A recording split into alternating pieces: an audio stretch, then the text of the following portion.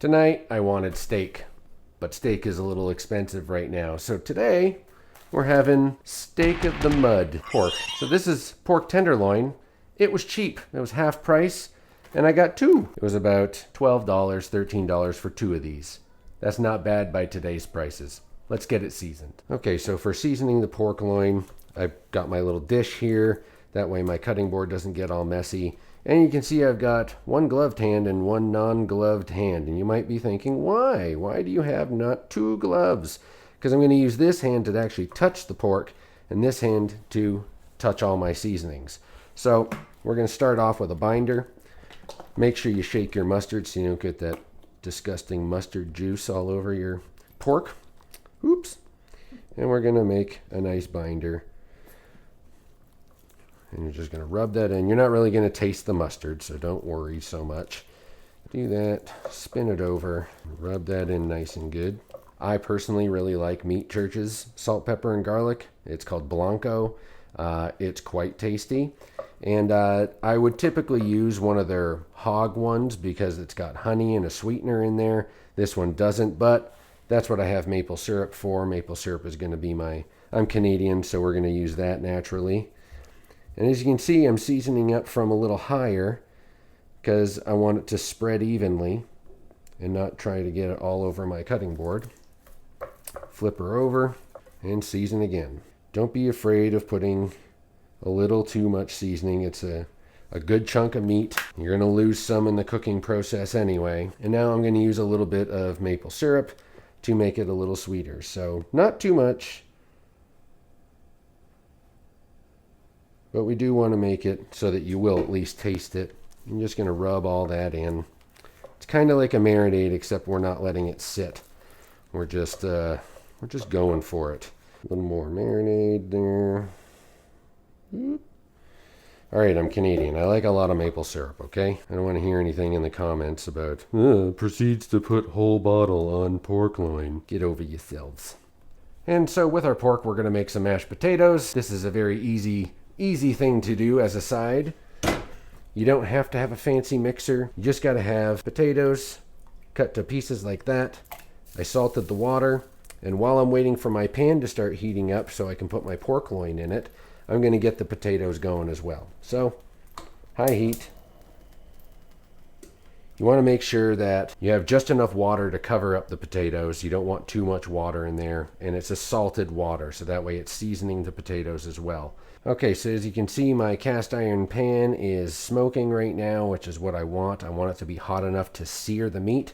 I'm going to throw in a little bit of olive oil here. You don't have to use olive oil. You can use avocado oil if you want, or whatever you feel like. Now we're going to take our pork loin, and we're going to sear both sides. Place it away from you so you don't get sprayed in the face or in the chest or whatever.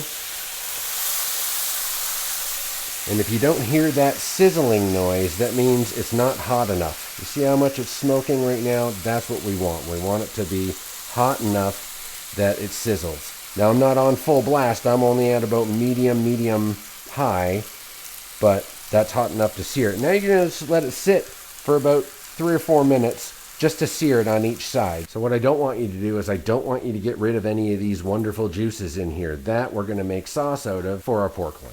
Okay, so let's check on this. It's been about 2 or 3 minutes now, and I just want to have a look at the underside here. Oop, she's sticking a little bit. That's okay. Let's see. That looks pretty good. Flip them over. See that nice crust on there? That's what we want. Give that another 2 or 3 minutes, and then we're going to throw it in the oven. I'd say the hardest part about this whole thing is not touching the meat. You have to be willing to just sit here and let it do its thing instead of constantly checking it over and over again. Just don't go read a book. Just sit here and just keep your mouth shut and wait. Okay, it's been a couple more minutes. Let's check it. Looking pretty good to me. Let's check the other side. Okay, wonderful. Shut off the heat. And now we're going to put it in the oven. So we're going to put this in. So we've put that in the oven. Realistically, it's going to be about 20 minutes, but we're going to check it in 10 because the last thing we want is for it to be drying out. You can cook pork tenderloin to about 140, 145. Don't cook it when it's like super pink inside. It's not a steak, but we don't have to go all the way up to 165. If you want to make it nice and juicy, I think 145 is perfect. We'll check it in 10. Okay, so it's been about 8 or 9 minutes, maybe 10 minutes with the potatoes, and all you want to do is just make sure that they're probe tender. See, it didn't give me any resistance when I was poking my thermometer in there. Very easy to poke through, so that means those are done. Shut off my heat, and we're going to strain them in the sink. Okay, so this thing is called a potato ricer. It's like a giant garlic press. You're going to take your potatoes from here, put them in just like so, and then you're just going to squeeze them out. Just like that. We're going to check on the meat right now. Since it's been about 10 minutes or so, we're just going to check the temperature with my trusty thermometer. You put it in the thickest part of the meat, and right now we're at about 133. So we still got a little bit of time to go. We're just going to check the other one. Yeah, we're at about 130 or so. You want to go right down to about the middle of the meat. So I'd say we probably got about 10 more minutes to go. So for the mashed potatoes, I've got all of them riced right now. We're just going to throw in a few knobs of butter here. I like to throw in some unconventional things into my mashed potatoes. A little bit of Kewpie mayo, you know, because it's a fat. So I like throwing a little bit of that in there. It gives it a little bit of tang. We're going to use a little bit of almond milk because I don't know where my other milk is. You don't want to throw a lot in. And a little bit of garlic powder, because if you don't have any real garlic, you can still use garlic powder. Just don't use a ton. Add little bits at a time. Things like 1/4 of a teaspoon at a time. We're going to add in some fresh cracked pepper here as well. And we're going to add in a little bit of salt just because we know that my potatoes were salted. So about 1/2 teaspoon here we're going to throw in for now. And we're just going to get mixing. As you can see, there's no lumps or anything in the potatoes because we did the ricing, which is really nice. Now, if all you have is a masher from the dollar store, that's fine. Just use that, but I like mine a little creamier than this, so I'm going to add in a touch more milk. Guess what? These potatoes are starting to look pretty good. The butter's still melting in there, but they look pretty good. Potatoes are done. Oh, guess what time it is? Time to check the pork again. Okay, we're at about 155, which is a little too much for me, so I'm going to make sure I take this out. We're going to let it rest, but I'm going to take it out of the pan so it can rest in here. So I got my hot pan still going, and I got all these leftover juices. We're going to throw them into the pan. Yes, I know they were in touching raw pork, but don't worry. That's what heat does. See, heat does this amazing thing that it actually kills bacteria. Normally I would put in white wine with something like pork, but I've only got red, so I'm going to add in a touch of that. It's going to help deglaze the pan. And we're going to throw in a couple knobs of butter too while that's reducing. Now try to scrape up all that. See, that's not burnt stuff on the bottom. That's fond.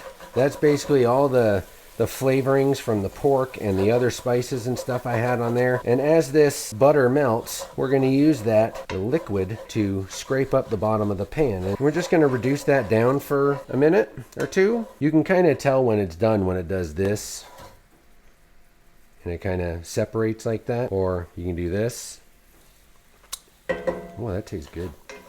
Okay, well, let's see how good our pork is. It's been resting for a few minutes now. I'm just going to cut right down the middle like butter. Oh yeah, look at that. Nice and juicy. We're going to have to try a piece now, of course. Oh yeah, look at the juice pouring out of that. Woo! It's hot. Ooh, hot. Hot. Oh. Beautiful. I was a bit worried of it being overcooked because I went up a little higher than I normally would, but as you can see, it's still really, really juicy.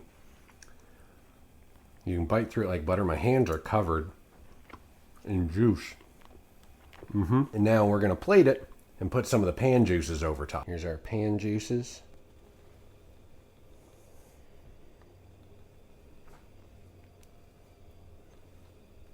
It's a little darker because of the red wine, but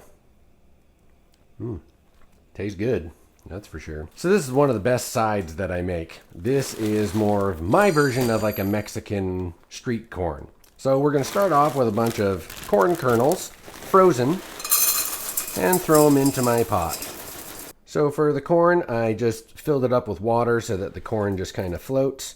And we're going to turn that on. And once it starts boiling, then we're going to let it sit. We're going to let it boil for 2 or 3 minutes. You don't want to overcook it. And then we're going to drain all the water and add our seasonings. Okay, so let's season our corn in the Mexican style that I like anyway. This is probably going to make every Mexican cringe, but we're going to put some butter in there. And then, of course, my favorite mayonnaise, we're using Kewpie mayo. It's a Japanese style mayo. And I like throwing a good amount in there because I like the tang. If you have regular mayo, just use regular mayo. It's fine. And, of course, I'm going to add in, you know, a pinch of salt or so, and then a little pinch of pepper. Too, I like a lot of pepper. Like smoked paprika, tiny dash of garlic powder, and a tiny bit of onion powder. And then I also like using this stuff. It's called tahini. It's like a lemony, limey, kind of zesty, sort of citrusy kind of flavor. So now that's all in there, and as you can see, I don't have a handle on my pot because, you know, my pots are garbage. You know, anytime someone wants to throw a sponsorship my way, you feel free to. I'll use all your pots and pans in my videos. Just saying. Anyways, mix it around. We got to do a taste test now that this has all been nicely mixed in. Let's have a look-see.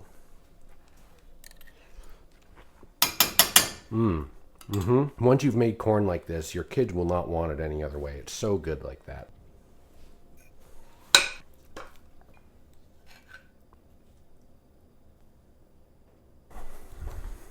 Every family should have a few staple meals in their house in case they're struggling with what to make. This is one of ours, pork tenderloin with mashed potatoes and Mexican style corn. If you like what you saw here, make sure you hit that subscribe button, hit the like button, comment down below how you do your pork loin. I'd love to